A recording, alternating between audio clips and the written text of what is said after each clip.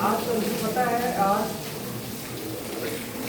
मुझे पखवाड़ा चल रहा है और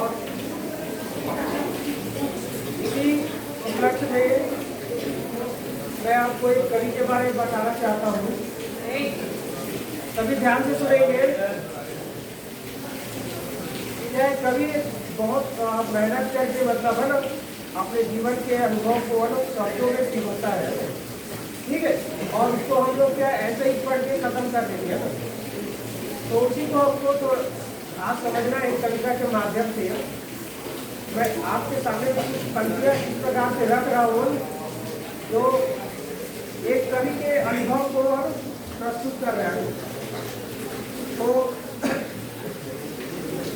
ध्यान से सुनिएगा और इसको समझने की कोशिश कीजिएगा। सबसे पहले स्टार्ट करते हैं। पंक्तियाँ इस प्रकार की है, आप लोगों ने सुना है इसको कई बार।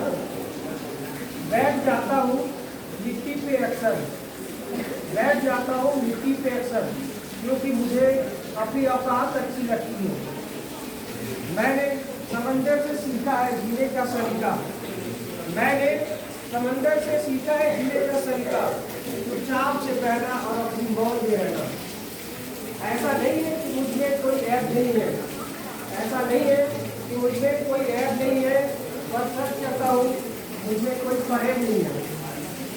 जल जाते हैं मेरे अंदाज से मेरे दुश्मन, जल जाते हैं मेरे अंदाज से मेरे दुश्मन, क्योंकि एक जमाने से मैंने न मोहब्बत बदली है और न ही दोस्त बदले हैं।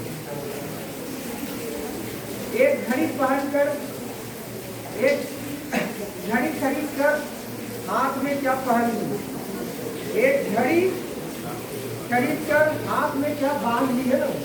जो वक्त तो पीछे ही पड़ गया मेरी, सोचा था घर बनाकर सुकून से बैठूंगा, पर घर की जरूरतों ने मुसाफिर बना डाला।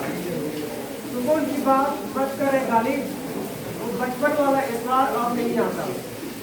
शौक तो माँ बाप के पैसों से पूरे होते हैं, शौक तो माँ बाप के पैसों से पूरे होते हैं, अपने पैसे से बस जरूरतें ही पूरी हो पाती हैं।